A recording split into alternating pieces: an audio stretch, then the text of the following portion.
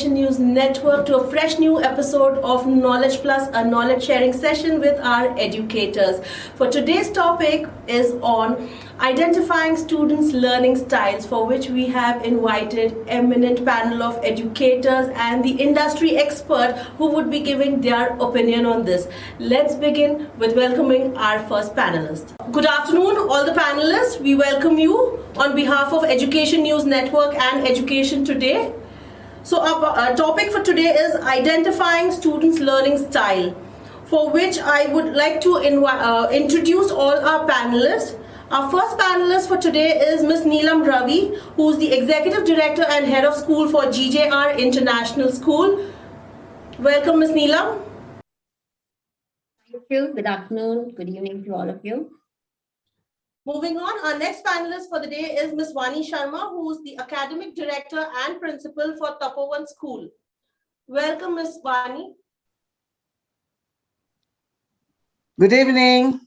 Welcome and good evening, happy to be there. Yeah. Our next panelist for today is Mr. Shriyans Bhandari, who is the Director for Heritage Girls School and CEO for Greensole. Welcome, Mr. Shriyans. Thank you. Nice being here. Moving on to our next panelist, Mr. Nasir Shaikh, CEO, Lexicon Group of Institutions. So namaste and thank you. Lovely being out here. Thank you so much. Last but not the least, we have Mr. Alok Sharma, who is the CEO for Shycocan Corporation. Welcome, Mr. Alok. It's my pleasure to be here. Thank you. So let's invite our first panelist, Ms. Neelam Ravi, to show her thoughts on identifying students' learning styles.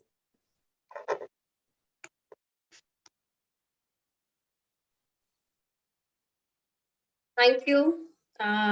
This is a very interesting topic. In fact, we have been dealing with a lot of different abilities, and when it was clubbed and coined as something as different learning styles, it became kind of a label that came across, and people related it to WAC model, different kind of model. There was the COGS model. There are different learning styles, yes, agreed. And we identify majorly the 4 different learning styles as per the WAC model, that is a visual, the auditory learners, the reading, writing learners, and the kinesthetic learners, as per the WAC model. Now, when it comes to the COGS model, then it's more based on the experiential learning model. Now, the major question comes, we have labeled these models, but when it comes to identifying how are the teachers or how are the educators able to identify the different learning styles of the students? And that is very much important because it enables the educator to know which students require, what students require at a particular time. How should they do the differentiated assessments? How should they do differentiated instructions, learning and teaching? How all that process should go on. When we talk about learning styles, it's more about how we absorb information, how we process that information. So identify those styles are very, very important for the educators to understand the needs of an individual student. When a student is kind of there are a lot of students. Now we point out, okay, that particular backbencher is staring out of the window. Now, did the educator ever try to wonder why that particular child is looking out of the window, or why the child is not able to connect to the class when a presentation is going on? So these kind of things are very important for an educator to understand why the particular child is behaving in a different manner.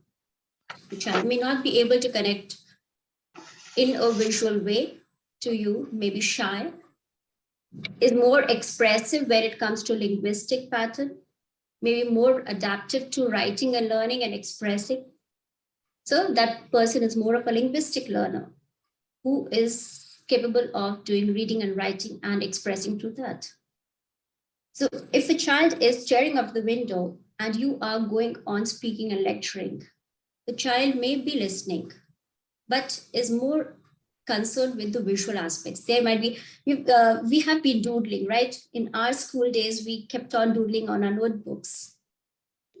So that was, and the teacher said, why are you drawing faces? Why are you doodling? It's not that we are not actually perceiving what the teacher is saying. We might be doodling, but we are grasping it because we are kind of creating an imagery out of that, visualizing certain things and creating that particular flower or a doodle. So that's more of a visual learner. So an educator needs to understand, yes, that could be the particular style. And these are important to identify because then the teacher can say, okay, fine, you can form this kind of a group. You can be a part of a visual learning group. You can be a part of the kinesthetic learning group. There are students who are very fidgety, are not able to sit in the class at all. So are they the ones who are distracting the class? Now, why are they distracting the class? It is because they are not properly engaged. It's not their style to sit and learn continuously or in a monotonous way for hours and hours together. So they need to be given something which provides them with hands-on experience and experiential learning that you call. They need to be given kind of role plays. They need to be given something to do. So yes, identifying these kind of styles are very, very important, but let's not try to label them because there is nothing called a magic bullet, which can say, okay, fine, this is your style. You need to learn this way. And our learning styles adapt to the circumstances. What we were 2 years ago, our learning styles have changed. Your learning style or my learning style has changed. Then why not the students? We have become more of visual learners nowadays. We've become more of the auditory learners and the less of the linguistic learners, I feel. But when it comes to communicating, speaking out, yes, you can say, there we are. But when it comes to reading and writing, the skills have diminished. So it all adapts to the particular situation. And each and every style keeps on changing, but it is very necessary to identify these styles. Then based on that, only the teacher will be able to improve upon the child's learning. It's okay to say, fine, the child who is more of a linguistic and logical learner is always a child with an A grade, is a perfect child or a perfect student there. But is that the case? I don't think so. It's like you have that phrase, right? You ask a fish to climb the tree. It's not possible because it was made to swim. So everybody's got their own strengths and weaknesses, which we need to identify as educators. That's my take on this, till I hear the opinions of others, what they have to say. Thank you so much, Ms. Neelam. That was wonderful hearing from you. Let's move on to our next panelist, Ms. VANI SHARMA. Ma'am, what do you say? What's your take on the given topic? Thank you, Mrs. Neelam. She has already covered at the baseline. And so naturally, always the second, third, fourth will have the next points to catch up on. So according to me, Indian ancient wisdom started with listening first. So this is what was that even a child also, when the child takes birth, the listening takes place first. After that, only the other things to develop. But as the centuries are moving, the researchers are coming, as she rightly said, the things are changing. And from listening first to what to now, we have come to more of visual. But visual also is very distractive, we have to understand. So the visual is good, and particularly last 2 years, as she rightly said, we are depending more on visual. But as a school, I think we have to very strongly depend on experiential learning and collaborative learning, because the future and the society is more of collaboration international. As we all know that global village it has come. All of us in this right now, this itself is an example that from across the country, we are able to interact with each other. In such a scenario, the learning styles keep changing. And the research papers also keep giving different opinions. Nothing is standardized as such. Each era, each research paper, subject-wise, what is coming out, whether mathematics is different and languages are different, science, abstract thinking, and this thing is different. So the styles are different for different aptitude children. So as a teacher, how to identify is a question. Not just identifying. Apart from that, suppose there is a lacuna in child. There is a very visual child and very tactile and kinesthetic child who cannot sit for 2 minutes together. So that child also has to brought to the focus and then attention. And similarly, a very passive child who is a non-listener, who will be always looking for, because most of the classrooms in India are a listening mode only. The teachers keep saying and the children have to listen. So in that case, we definitely have multiple lifestyle learning styles children. So identifying is another very, very important task. After identifying, collaborating them with different lifestyles. That is what is the emphasis what I want. So unless you collaborate 4 types of children together, or 2 types or 3 types, depending on the strength and the weaknesses of the children, and make the learning more meaningful so that everybody gets their chance, then only the future is there. Like in whether it is in industries or anywhere, the employees are also identified of different style. Among the teachers who handle the children, we come across different styles. It is not just the students. So it is definitely over a period of time, or if you have a very sharp eye to observation, so we will be very easily able to identify who is what and how. And so we make more and more collaborative learning, and more, of course, experiential learning has come because of the more of visualization, kinesthetics importance. So this is how I feel that idealistically, all styles have to be combined. If the children are having exclusively a different learning style, for example, listeners are also the best managers. We cannot underestimate because they don't open their mouth to say something. So naturally, there is a wrong notion that child is dumb and he doesn't open the mouth. Suddenly, a teacher asks a question out suspecting that the child is not listening. A perfect answer comes out. So there are, we as out of experience have noticed, a creative child is always a window viewer because he finds it more interesting outside than in a routine classroom. So there are some children who always wants an attention-seeking children. They distract the teachers by asking whether it is sensible or nonsensible questions.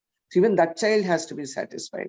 So I think a clever teacher, out of good training, will know to identify who is how in a matter of 1 or 2 months if she is new to the batch.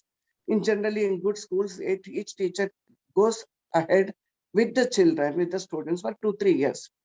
Then they come back. So in these 2 to 3 years of time, teacher not only knows the lifestyle, I mean the learning styles of the children, but also socio-economic status of the children. So with that already background knowledge, any good teacher in idealistic situation should be able to group them accordingly and combine to get best out of the team. So that no child is put down, no child is hyped, saying that you are the superhero. So this is a balancing act. So most of the research also said that kinesthetic has their own. We know I have many students who are very good in karate, dance, music, everything, but they are below average in studies. So what? They have a different learning style. They will excel in their pattern. So this is how we have to analyze. As responsible facilitators, I feel that everybody must understand that a combined method through the collaborative learning is the best thing. That suits not now, anytime. In ancient time, if we compare that learning was only through listening, then only came the scriptures, generation to generation, it went on by learning. But doesn't mean that we cannot say that only listening has to be there, because this is our ancient culture. Those days, there was no distraction at all. There was a focus, and Gurukul had only one teacher with few children. It is not applicable now. Class strength is increasing. The type of teacher training is pathetically bad. Honestly, I am ready to say that, openly say that. They are just buying the degrees. So naturally, where is the skill development, even for an existing teacher? It is the responsibility of every institute to see that teachers have the qualified training degree that government needs. But rest is our responsibility as an institution. So there should be an ongoing skill development for the teachers. When the teachers are having that skills, automatically it will percolate down to the children, and children can be grouped accordingly. And because already we all know it, work and other things. So I don't want to go detail into whether who is a visual, who is a kinesthetic, who is tactile, or more in depth. We can go into 7 to 8 divisions also. So combining is a better solution.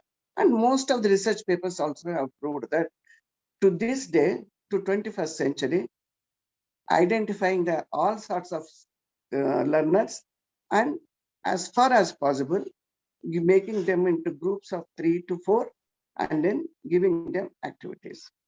That is I feel that is the right way of solving this problem of identifying issues.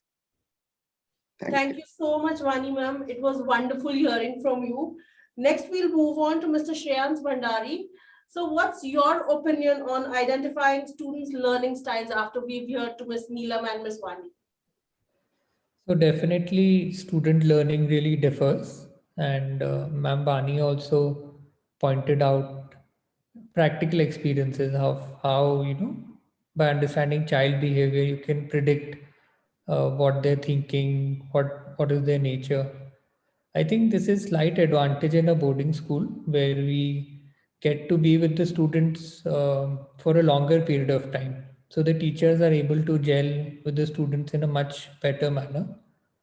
And this was a slight challenge in the online mode of learning where everyone is listening to you, but you can't really identify how much they are understanding.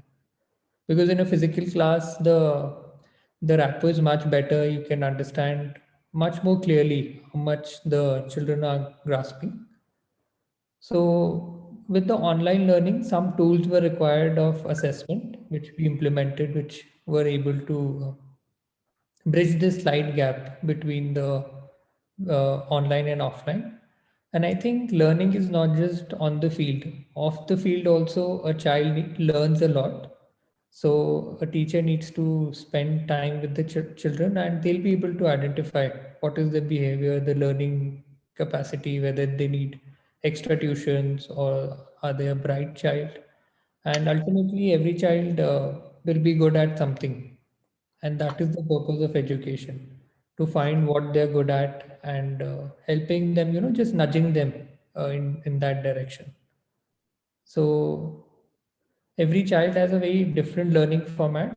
To identify better, I think we must spend more time with the children and take more assessments, and not just take care of the classroom but of the classrooms also. So these are the 3 points from my end. Absolutely, absolutely. Thank you so much, Mr. Shreyans. So we'll move on to our next panelist, Mr. Nasir. Mr. Nasir, what's your take on identifying students' learning styles? My bit is, it's about us understanding the diversity of learning that is there, right? So I don't think personally that there is a certain style to any child. And I'll tell you why I believe that. Is, let's say, when, from the age group that I see of the panelists and us out there, we've all seen kids young at age. I have a little one who's 8 years old. I did not teach my child how to walk, right? I did not teach my child how to stand. So how did the child go about doing all these things? And that's honestly the most difficult task in life, I think, is a child standing and walking. And how has the child done that? Child has done that by observing you. He's seen adults walking. He doesn't see, very rarely does he see an adult who's not able to stand up and walk. He sees the mechanism, or she sees the mechanism, listens to the parents on how they're doing it, tries it by experience, right? He tries to make that first step and then tries to walk, sometimes falls, stumbles, this. So inherently, all the different styles of learning kind of are within you. the child over a period of time chooses a preferred style of learning. And that kind of evolves as the child grows. So when you're smaller, it could be by repetition, like, by saying the same thing again and again and again, the child will do that. That may be applicable, let's say, in grade 1. But as the person grows up, that style may change. So as educators, I think it is us, and this is something that really works well for us at the Lexicon group of institutes, where we've got from KG all the way to PG, and we work with different age groups. So our job as educators, I've always believed, is look at each student individually.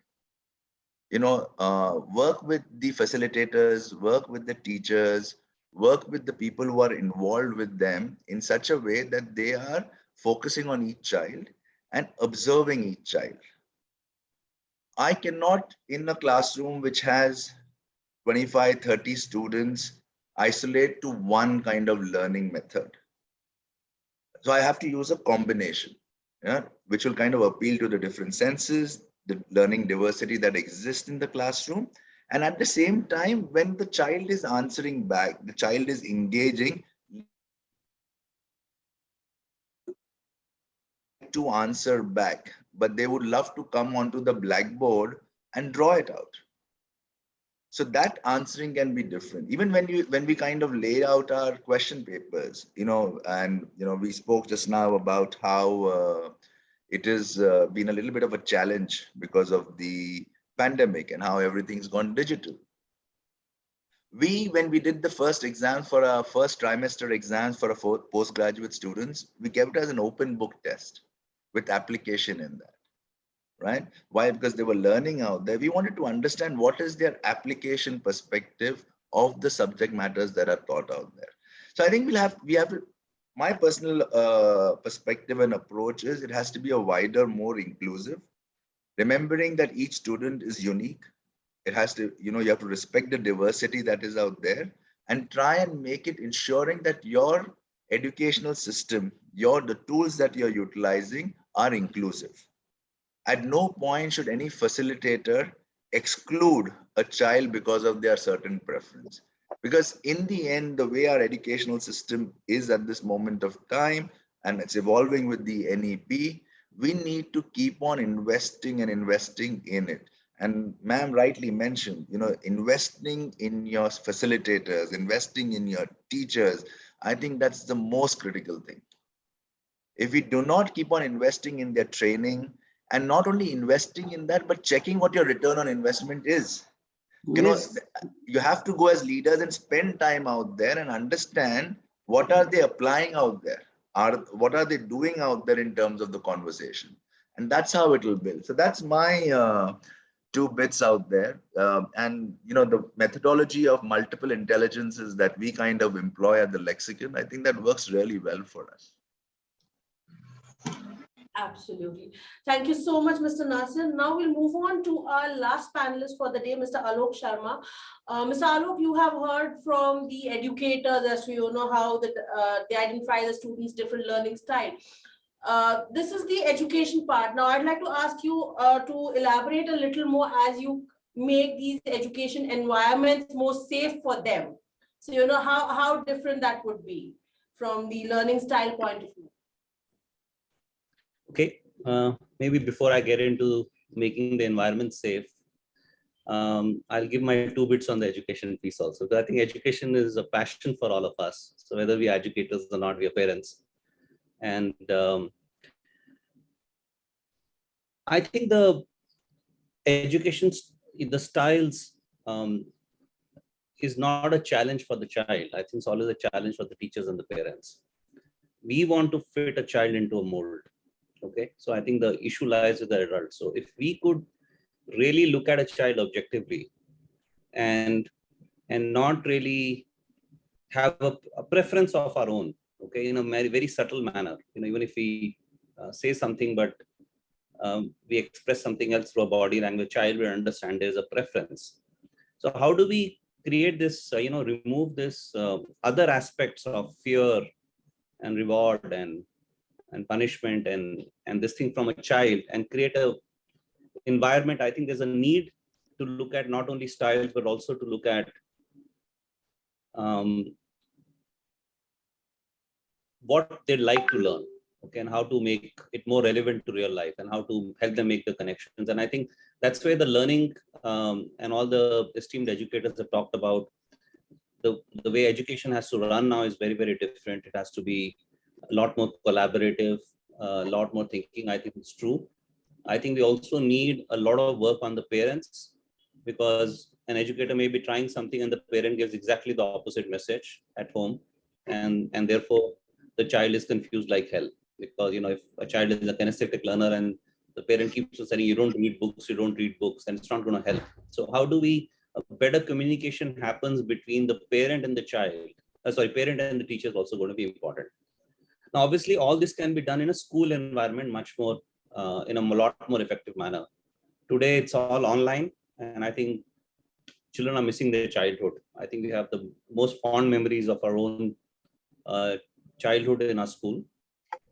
So what our technology really allows everyone to do is to not allow transmission of the virus into a given enclosed space. So if it's available in a classroom or in a lab in a school or in the admin area or the staff room, everybody's safe. So even if somebody gets it from outside. So while you might have isolated incidents of people having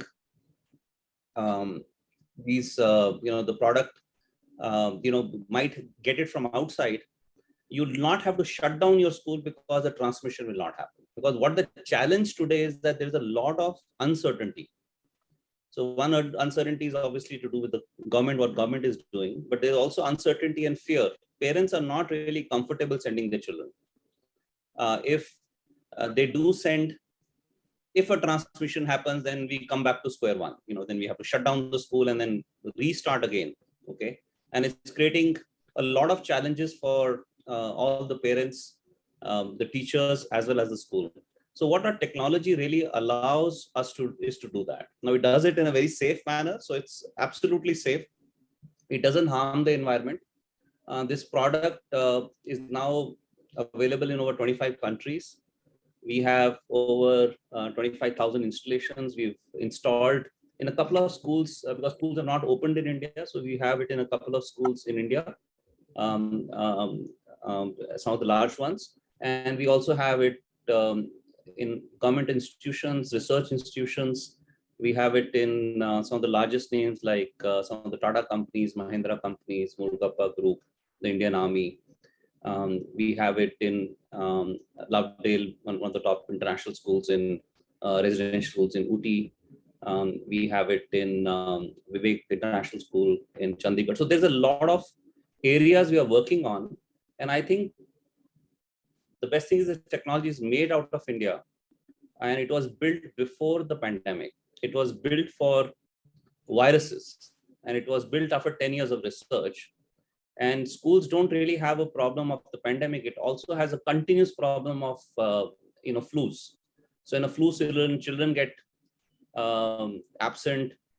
They pass it on to educators. They might carry it home. Their parents get this thing. So that also, I think, our ability to now has virus defense or safe air is, I think, a fundamental thing that I think we need to invest in education.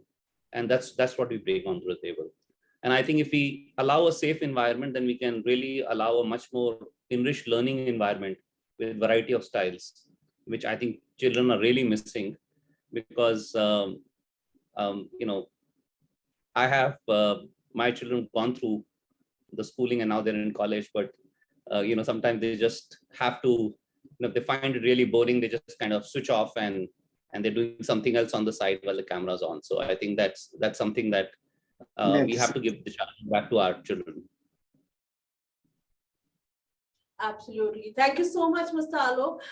Ms. Vani, I have a question for you where you just mentioned that, these days teachers are not very skilled or, they just buy in some of their degrees and they come in and then you have a kid who's asking unnecessary question, that little naughty child in the classroom. So when these these two people are put together opposite each other, a naughty child and a teacher who's like really not trained. So how will this affect the learning, or what kind of learning style should be adopted, and how to tackle the situation?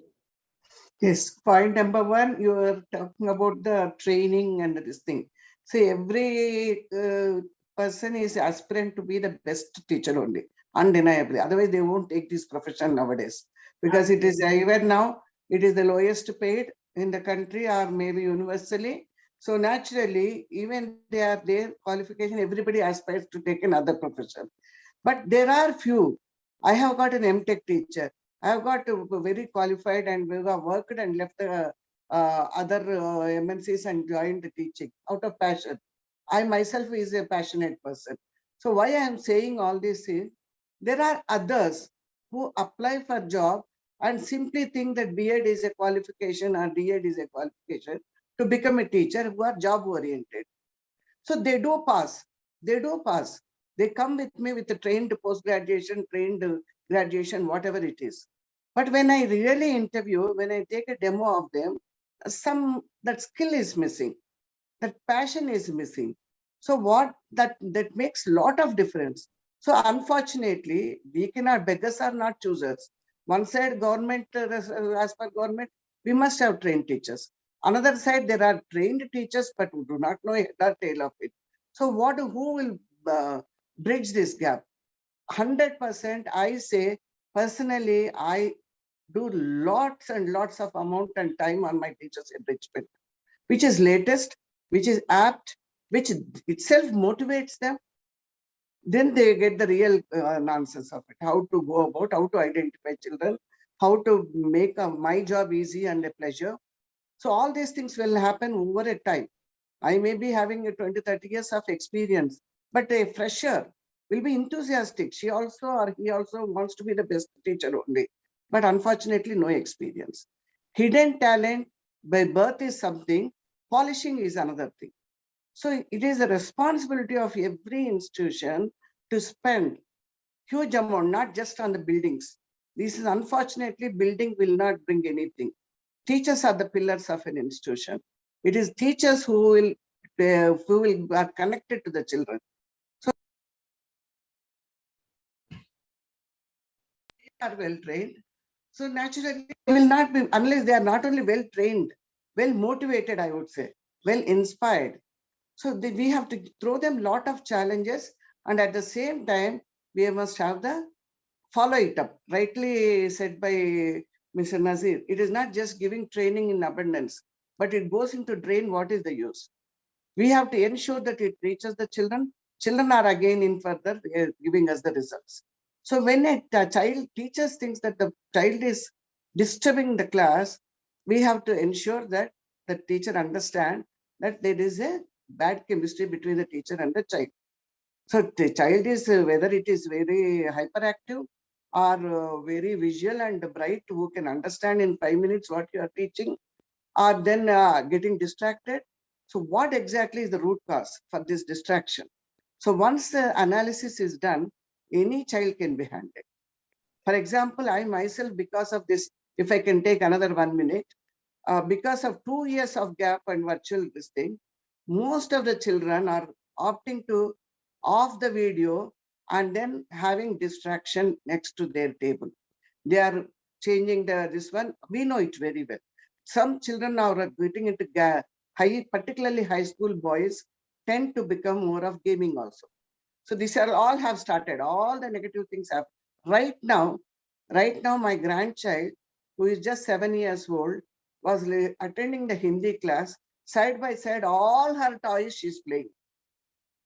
Most of her fingers are all tactile. I was noticing that she's going on spending so much time playing with her dolls arranged. But the moment that teacher found something is distracting her and asked, she answered immediately the correct answer. So these children are having multiple intelligence.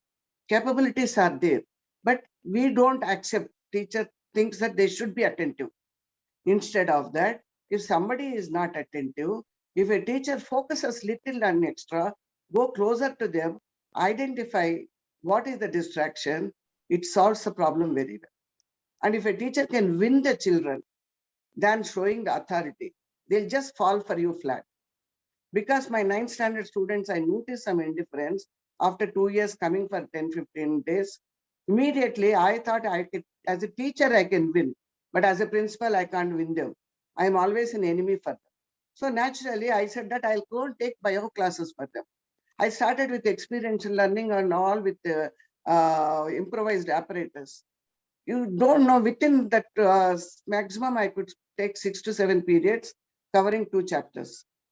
Just now that they are always in my room only. So that is the difference. We must not win them, not just to authoritatively put them down. That is my method. So that is what I just. Another thing is, it's very difficult to get teachers who are also having an aptitude, who also have an attitude, right attitude to be patient with the children. If everything goes well only, they can reach the highest altitude. Otherwise, it becomes another job which fetches money. That is unfortunate. That is what is my. So everybody should think that, oh, this is my avocation. Vocation has to become avocation. Avocation, full avocation should be like a vacation. Then they will enjoy the life. Then they will enjoy their profession. That's what I am doing. Absolutely, ma'am, absolutely. So we'll have this last one question taken. So Mr. Nasir, we have this question for you. As you said that, you deal with kids from kindergarten to post-graduation. So what do you think, how different are the learning styles of that wide age parameter? So I don't think the learning styles are diverse from KG to PG, right? I don't think that changes. I think the approach towards the child changes and the child's approach towards you changes. So when, see, one thing that stays like as a common denominator from KG to PG is the respect that children have for the facilitators, for the educators, for the teachers, and for their professors, right? Now, that respect is easily earned when the child is smaller because they see you as a parent out there. As that transition happens, the respect has to be earned by the knowledge and the way you respect the person back. Because honestly, each child is unique, right? So if I have to say that a KG child does it this way and somebody who is there in PG does it differently, no, each child is unique and each child wants to have a, like I said, they have a dominant style maybe or preferred way of learning. And it may be by doing. So let's say in KG, it's a lot about using their hands, using their senses, playing with different models, playing with different things. And like Mr. Sharma said, we as adults should not put them in boxes. We should, be it a child in KG, be it them in high schools or in PG or in graduation, give them all the resources, give them all the tools, let them explore. In fact, what we have to do is encourage them to bring their best forth. So, when I ask them, for, let's say for senior students to make their presentations, I don't tell them in which format it should be. So some do it through storytelling, some do it through PowerPoints, some do it through a skit. You have to give that freedom, I think, which is very, very important. I think we should give them that freedom as individuals to express themselves. And that can start as early as KG. I'll give you a classic example. It's my child, right? He's in class 3. The teachers don't tell him, please present in this format. They say, kindly come back to us about so-and-so explorer. So now the child can come to a parent and say, I need to present, I need to talk about this explorer. So the parent could tell the child, do it in a PPT, if that is the easiest way. But if they let the child, again, I'll tell my, how do you want to present it? And if my son says, I want to present it in terms of a storytelling thing or with models, I'll allow him to do that. So he recently presented on Ferdinand Magellan, right? So he bought a model of a ship. He had a little bit of a story written out there. He kind of had made some drawings to kind of remember what it is. And he took his teacher through a model in terms of what he wanted to present. While another child who was talking about another explorer, Marco Polo, he did through a presentation. And that too was extremely beautiful because that child then added trivia at the back and made it a two-way conversation. He started asking questions in saying, Marco Polo went here in which year? A, B, C is the option.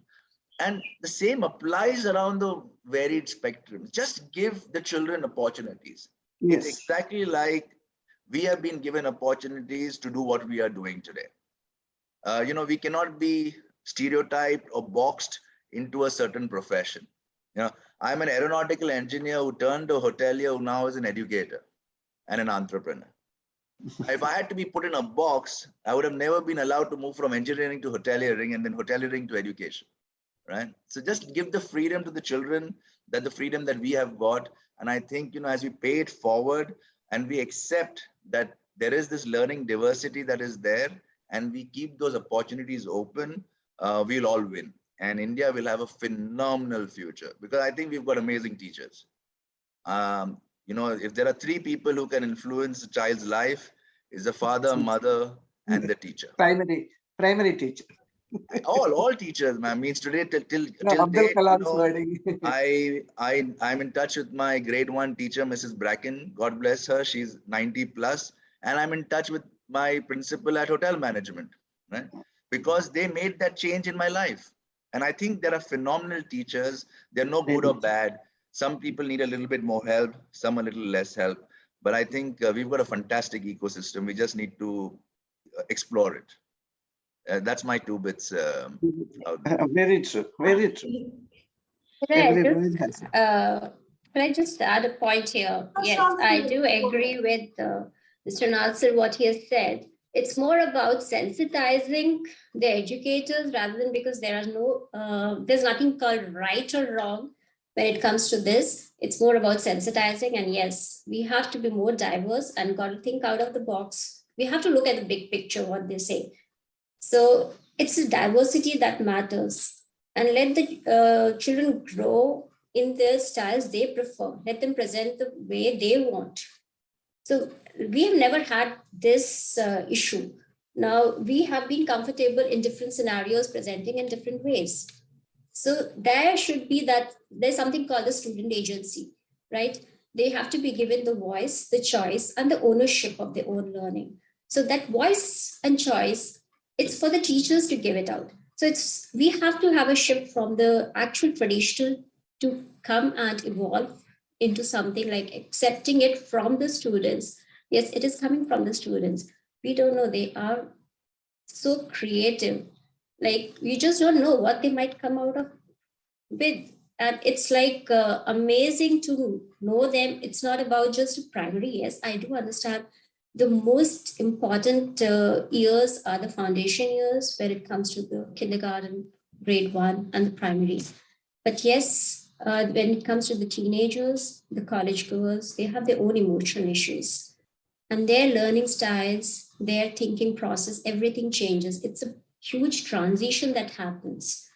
And that's how the teacher has to be, the educator has to be sensitized to those transitions. And yes, it is the responsibility of the schools, the colleges, to sensitize them from time to time. And it will come more through observation and being along with the students. And yes, collaborating in a team, understanding, discussing what could be the possible solutions. In fact, it could be, I would say, every school should keep it as a part of a mission and a part of a vision. That has to be a goal that needs to be achieved. We need to diversify and evolve with the times. Things have changed during the pandemic, but I won't say they have gone for the worse. We have realized how well the students can multitask, how well they can adapt, how resilient they are to the changes. We have adapted so well. And yes, yeah, not just the students. It is interesting that what 18 years couldn't do, 18 months of pandemic has brought the changes. So it is the teachers who have adapted. It is the parents who have adapted. It is amazing. So I think it has gone, India has gone on fast forward now for technology and digitalization. Thanks to, in a way, thanks to pandemic. whatever are the negative side of it, for bringing closer to hybrid education, I'm sure that the pandemic has helped. We must actually compliment the teachers because when the Yeah. first lockdown happened, within 1 month, the school was completely offline, and within 1 month, shifting to the online mode. That was, True.